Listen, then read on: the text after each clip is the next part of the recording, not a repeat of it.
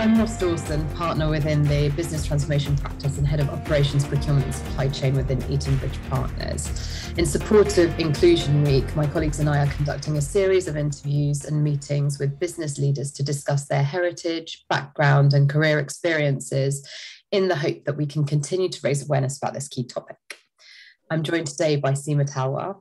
Seema is Seema is a senior global operations executive who's recently left her role as senior vice president for international operations at Walt Disney Company after an impressive career with 20th Century Fox. Seema started there as a temporary administrator and worked her way up to become the global lead for operations and was a key sponsor and change agent, guiding the business through the acquisition of the business by Walt Disney and the subsequent merger. Seema, thank you so much for joining us today. You're welcome.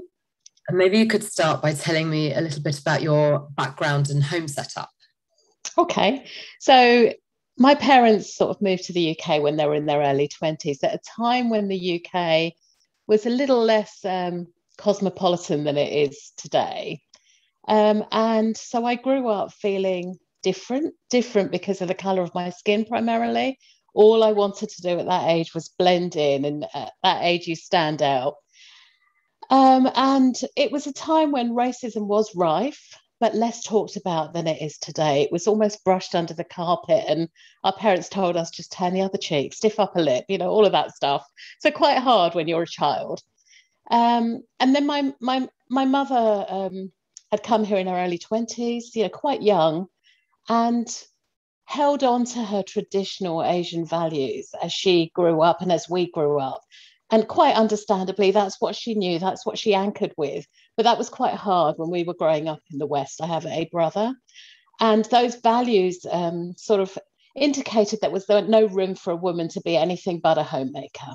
No room for career, no room for education, but, your role was to be a homemaker. And I decided at that early stage I was going to show her that an Asian woman can make it in the Western world.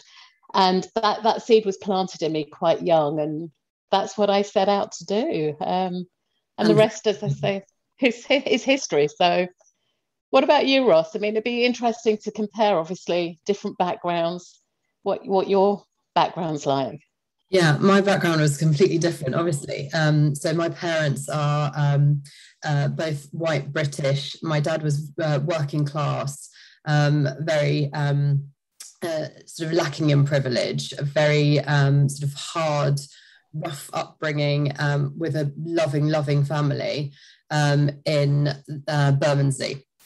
And he was very bright, luckily for him, and he used to sell homework to the bullies in the school. Okay. And we think he might be on the spectrum. He's incredibly clever and struggled sometimes with the social situation. So that was a brilliant way of him kind of making friends and sort of asserting himself in the playground. And he was incredibly ambitious and wanted a different life, and in essence became a chartered accountant by the time he was 21 through hard work. So a very sort of basic education, but really challenged himself and got sort of asked to do some pro bono work with KPMG. And ended up getting an internship there, and then worked through them for a while, and that's where he became an accountant. My mum was a very different sort of background. She was her father was in the RAF, so she went to boarding school and lived all over the world and rode ponies over the beach in Cyprus, and incredibly social, and absolutely loved kind of being with her friends at boarding school. And they came together having both already married people from a very similar walk of life to their own. But unfortunately, those marriages didn't work out, and they were drawn together in the work environment where mum was dad's secretary. And they were both struggling with their marriages and found sort of solace with each other and got together. My dad at that point had 5 children, and my mum had 2. My mum's children were going to boarding school, and my dad's children were at a comprehensive, and they ended up getting married and coming together. And then they had me and my younger sister. And so we were a real kind of blend of these two worlds that had come together. We were, by this point, my parents were running their own accountancy business and had been very successfully for a while. And we lived in a beautiful house in St. Albans, and we went to private school, and we were really, really sort of installed in us that you work for this, this is, this is, you're very lucky, and you have to earn this, and it's through being kind to people and respecting people and hard graft that you can become successful. And they really ingrained that into us. So I went to a brilliant school, and I absolutely loved it. And went on to university. It was just assumed that we would just go to university because that's what everybody else did. And I didn't really know what I wanted to do, but I did French and Italian at uni, and then found myself in an environment where I just fell into a sort of sales environment, and I really like the meritocracy of it, because the harder you work, the more you get paid, basically. And with my work ethic, that actually sits really well. But I always feel that that sort of earning it is absolutely kind of prevalent and really important to me. Yeah, and my dad was similar. He always said success, the only place success comes before work is in the dictionary. And, we never had a sense of entitlement growing up. Yeah. Did your going to private school and that whole you've got to earn it put pressure on you? I didn't realise until later on. I felt I got glandular fever when I was doing my GCSEs, and I think I felt quite a lot of pressure to do well. And I did do well, and then I went to university, and I felt like I had a sort of a wobble while I was at uni, because I was like, why am I here? I'm doing French and Italian, and I love it, but what's the point? What do I actually want to do? And I realised my mum said to me that she'd felt she'd felt inferior to people who had gone to uni, because she felt like she had to justify her intelligence. And that was really interesting to me, because neither of my parents had been to university. My dad had worked and sort of qualified by experience, and my mum hadn't needed to. And in those days, it was quite, she says, you only went to uni if you were really, really bright. And so it made me want to stay. But I also felt that there was this sort of messaging to me that I could achieve anything because of the privileges that I had been given and that I'd naturally grown up with, right? As a white female with, who'd come from a comfortable background. So yeah, I absolutely sort of felt, and continue to actually feel, that I need to work and achieve. What about you? How did it sort of manifest for you? Did you sort of feel that you had to try harder than others to achieve? Did I feel I had to try harder than others? I mean, I felt motivated by my parents' background, because I was so motivated to change that viewpoint. And I understood where it came from. So I wasn't angry about it, but I understood where it came from. And I wanted to demonstrate to future generations that wasn't the case. So it wasn't so much pressure as motivation. Yeah. And I think it was that adrenaline that kept me going. Yeah. So I can understand why you feel pressure when you've had a privileged background and you feel you have to almost pay back. But I didn't feel that. I just felt very driven. Yeah. And I don't think I really ever felt pressure. I think you're right, in so much as it was coming from me. It was generated by me. My parents just wanted me to be happy. Yeah. But I felt like I had the potential to achieve, and therefore I felt sort of similar thing, that adrenaline to really achieve. And I felt like I didn't have any limits on what that could be. Yeah. So I needed to push myself to see what that could be and what those opportunities were.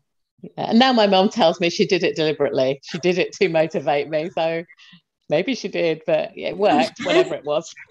Do you think she did? No, she didn't, but it's a nice story. It is a nice story.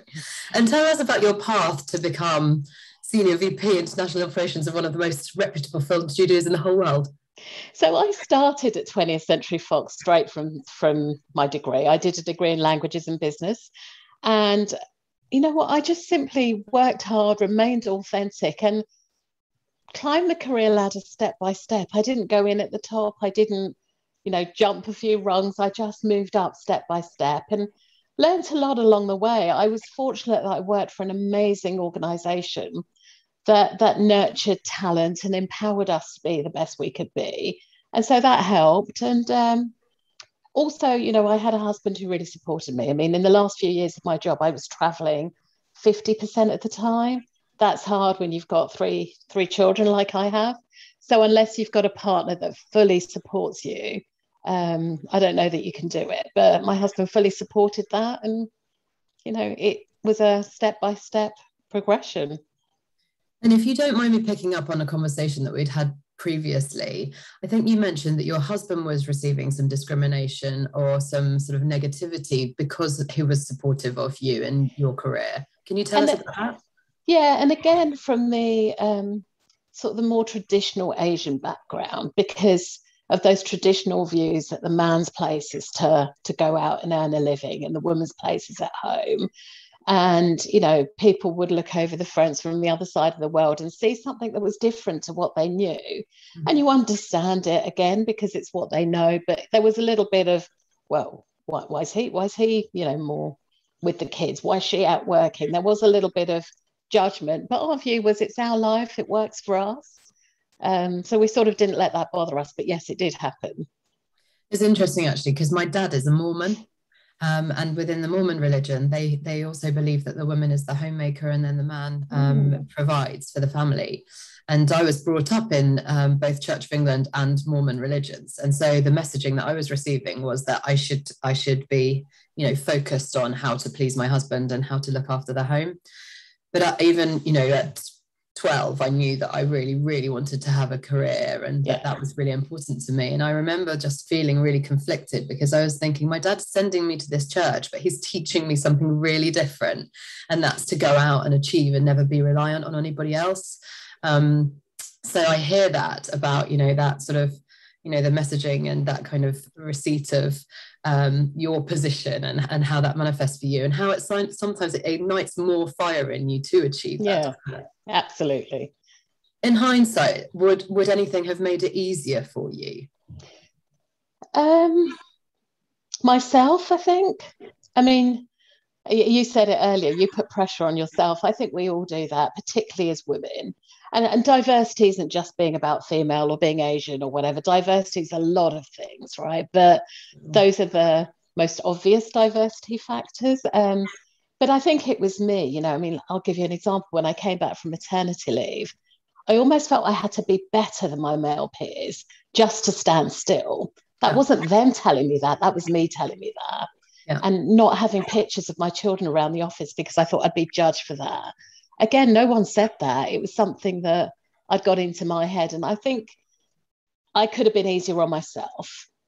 Yeah. I'm not sure anyone made it harder for me. I think I made it harder for myself. Yeah. But it's an interesting one, isn't it? Because it does sometimes feel like, you know, we're sending these messages to ourselves, but we're not stupid women. We're not doing that for no reason. You know, it's because there is still a way to go with that, right? And we're just sort of finding our path and we're trying to make things as easy as possible for ourselves to achieve. Yeah. And pleasingly, it sounds like you had, you know, some great support around you. What help did your sort of employer provide at the time, if any? I mean, it's hard to say because I never felt 20th Century Fox were great as a company. I never felt different. I was one of the team. I was judged on the work I did, the contribution I made. But I have seen it. I have come across it. You will always get individuals in every organisation that are old school in their thinking, or you'll come across clients or partners that you work with that are old school. But you know, as I said before, diversity to me isn't about me being a woman or me being Asian. It is about thought leadership and everything you can bring to the table. It's so much more than what you see. And I actually think I was very lucky and hence why I stayed 25 years, very lucky to have landed in an organisation that embraced that. Did you have a sort of role model in the work setting? I had a couple. So my boss in the latter years was the CIO of the company, and he was great. He almost believed in me more than I believed in myself and empowered me to just be the best I could be. And that's really freeing when someone's saying, go for it, I've got you. And then our COO was a woman, and she was almost my unofficial mentor. She taught me to be authentic, to be the best leader I could be, the importance of people and leading people. And, you know, right down from the top, I mean, our president, you know, created the culture of the organization, and that filtered all the way down. I mean, they say the fish rots from the head, but he really created a culture of diversity and inclusion. And it's a lot of words now, but it's more than just words. And I think we lived and breathed it. As I said before, you'll always get the odd people, but I sort of stayed out of their way. And I did get some remarks, but I just sort of ignored them. Some were hurtful, but you just sort of ignore them and move on. Yeah. So yes, I was very lucky. And how do you think that's shaped your outlook on and focus on diversity and inclusion? I think I've come a long way from the frightened little child who just wanted to blend in. I now think that diversity in every form is really important. You know, I think the biggest challenge is that companies talk about diversity and inclusion, but what does that really mean? And there's always a subconscious bias. We all have it. So you can have as many policies as you want, as many, rules of engagement, but unless you live it and breathe it, you know, there's a saying by, there's two of my favorite quotes. One is by Gandhi that says, be the change you want to see in the world. And the other is Wayne Dyer that says, if you change the way you look at things, the things you look at change. And I think that's really, really true. So it's more in the limelight now than it ever was, but I'm not sure. It's sad that we're still talking about it, I guess. You know, all these years later, we're still talking about, you know, diversity. So, well, I think it's been fascinating from our seats because we get clients asking us to present a diverse shortlist, and we say, well, what does that mean? You know, and what's the driver around it? What's your interpretation of diverse? Because, you know, we can't ask everybody about all of the protected characteristics. It's not appropriate. And also, like, what's the objective? And we found that, you know, the inclusion bit is just so it's unbelievably important to the culture of a business, right? And we've been doing a lot around well-being within our organisation. We started an initiative last year, coincidentally just before COVID hit, and we found it absolutely imperative to the kind of retaining the culture of our business over this time where we couldn't be together and we need sort of additional support together. But we've realised that our sort of D&I agenda is absolutely just fully ingrained with our well-being proposition, right? Because ultimately we want people to feel included, and you have to make you have to accommodate various things to enable that. I'm actually classed as disabled myself, and I don't think many people would know that. I have ulcerative colitis, rheumatoid arthritis, and hypermobility Ehlers-Danlos syndrome. And I struggle sometimes to manage that, and stress doesn't help it, of course, but I try and manage it with diet and exercise and stress management. And sometimes I get, you know, I'm in a situation where I'm having a flare up, and to communicate that to somebody is embarrassing, and it's difficult, and it's emotive for me because I don't want to have it. And yet here I am in this situation where I'm actually really enjoying a conversation with somebody, but I can't help thinking about how I'm physically feeling. And to be raising awareness is so important for things like that, right? You know, everybody's coming from somewhere where they've got something, whether it be, you know, mental health or mental health issues, or physical impairment or something like that, and that can it's so enormous, and it's just about being kind as far as I'm concerned, and it's just about, you know, considering where people are coming from. And I don't mean geographically, of course, here. I mean, you know, what the individual is about, and how to ensure that everybody is heard and received, in essence. I do, you know, what do you have any ideas about what steps you feel that employers and employees could take to enhance awareness about diversity and inclusion?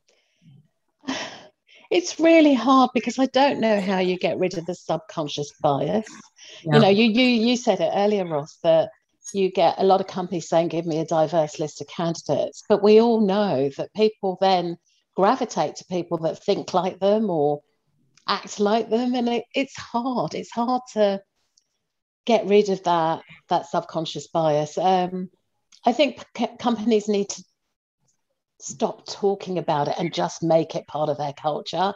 Now, I know that's easier said than done, but I really think that's important because you see it on every, and you know more than I, every job advert you look at says diversity and inclusion is important to us, but you've got to feel that when you're in that interview or in that job. And I'm not sure that always comes through. And then how do you know, there's some, as you said, you're classed as disabled and not many people would know that. I wouldn't know that looking at you, right? But so it's a less obvious factor. How do you get those things across? How do you walk in somebody else's shoes and think, well, maybe there's something going on here? I don't know the answer to that. I think it's keep chipping away at it, being aware of it, being aware of those biases, and looking around the organisation and saying, are we all clones of each other, or do we need to add something different here? We've made a pact internally that we'll call each other out on things that we don't think are appropriate. And it might not be inappropriate, right? It's just about, you know, a sort of a comment or a feeling where, you know, or an event that's held that's not actually considering how somebody else is feeling about that event. You know, it's just opening up the lines of communication so that it's a safe space for people to explain their truth. I think that's where it's coming from for us. Yeah. And that changes the culture, doesn't it? The organisation. It's hard to do, I think. Absolutely.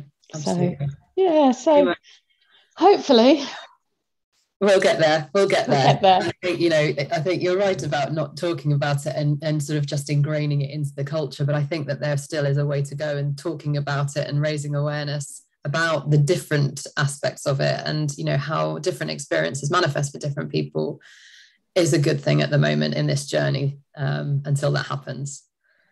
Seema, thank you so much. It's always a pleasure to speak to you, and it's been really special to get to know you a little better in this conversation. No, thank you, Ross, for inviting me today. Thank you for listening. To hear more of our interviews with senior leaders, you can subscribe to the Eton Bridge podcast on Apple Podcasts, Spotify, or watch the full interview on YouTube. Keep in touch with us via our LinkedIn page to hear about regular news and insights.